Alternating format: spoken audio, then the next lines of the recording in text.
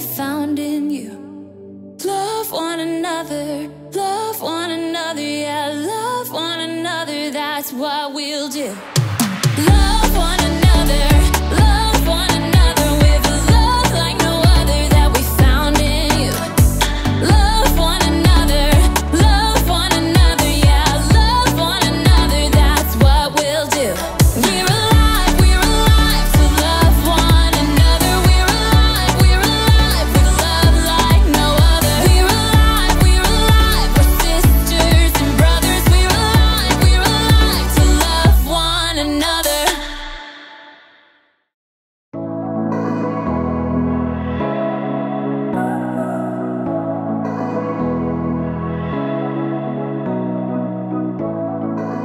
What's up, everybody? Erica here, and I am so happy to have you on my block. As you can see, we've got a whole community of people living right here, working together to help each other and show compassion. Compassion is caring enough to do something about someone else's need. Every person is made in their own unique way, and every person can use what they have to show compassion. You want to see? They can build things. Ooh, I know. They can fix things. And even make people feel safe. Everybody has a part to play. And there are clues, even when you're young, to help you know what your part is. For instance, you might like to help your parents out around the kitchen. Someday you may be a chef. Or maybe you like building things out of Legos. You might grow up to be a construction worker. Oh, these are not toys. What if you really love animals? Oh, how cute! Someday you could be a veterinarian. Oh, even cuter! If you look really close to what you're good at and the gifts you've been given, you might get a glimpse of what you'll be like when you're older. Or, like you'll see in today's story, God can use what you have right now to do something miraculous. I'm not sure what I have to give, but I hope it involves a cute puppy. I'll see you next time. The Bible. It's 66 books of history, stories, letters, and poetry that fit together to form God's one big story. The epic adventure of how He created us and loves us so much that He made a way to rescue us. As we travel through the Bible, from Genesis to Revelation, we discover people who met God and found their lives changed forever. Now, for an amazing story, inspired by the book of John, chapter 6, verses 1 through 13. Let's set the stage.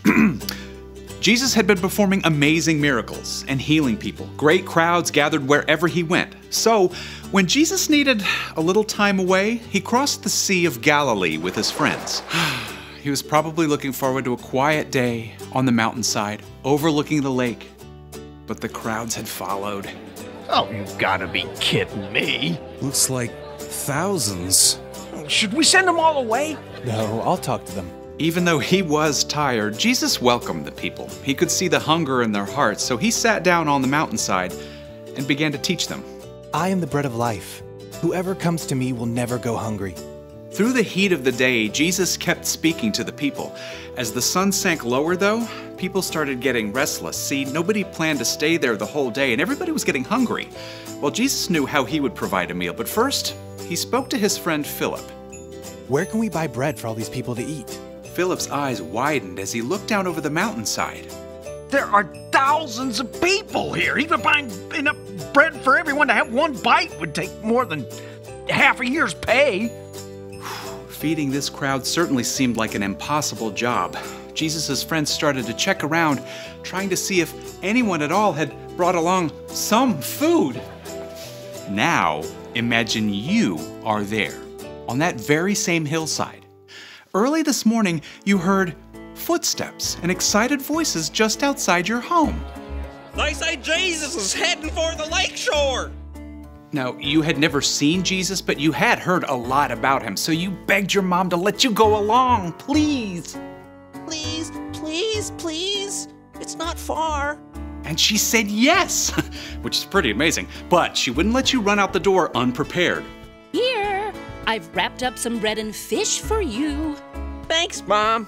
So you grabbed the bundle, thanks Mom, and ran out the door, joining the crowd. When you finally reached the lakeshore, the crowd was a little overwhelming.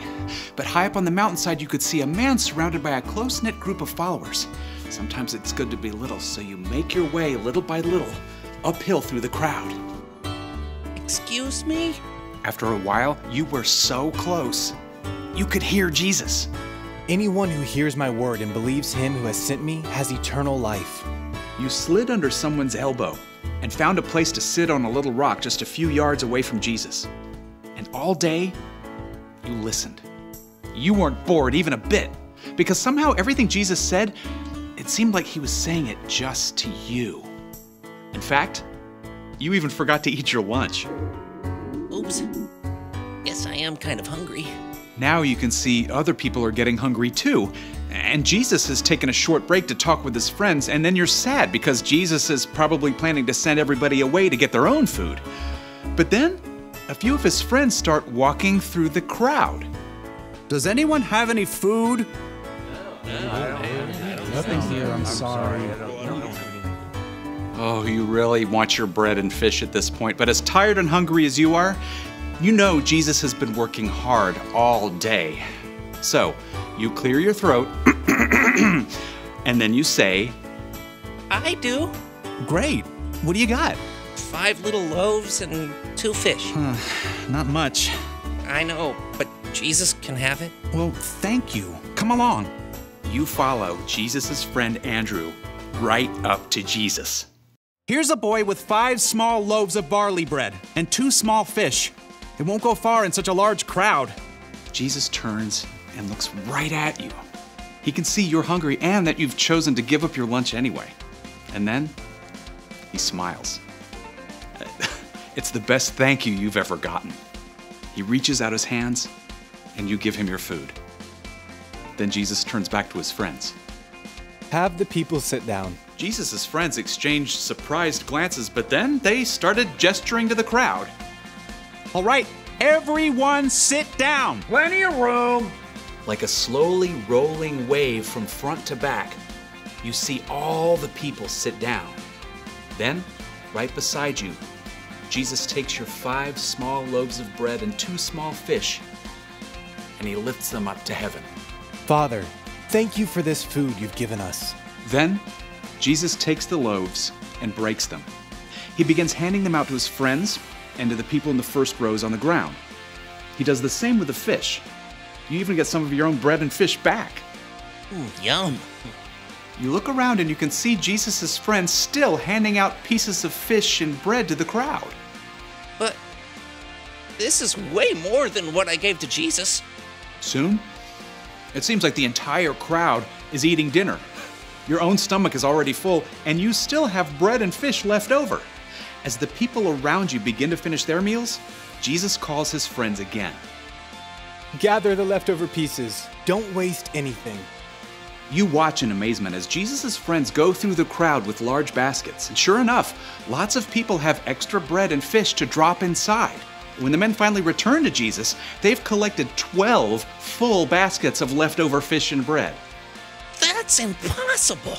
But you know it happened, because you saw it, and because you've met Jesus. Nearby, a man exclaims, This must be the prophet who's supposed to come into the world. Now, you aren't sure exactly what that means, but you are sure that Jesus deeply cares for every single person on this hillside. And you're sure that he can take your small lunch to meet every single person's need.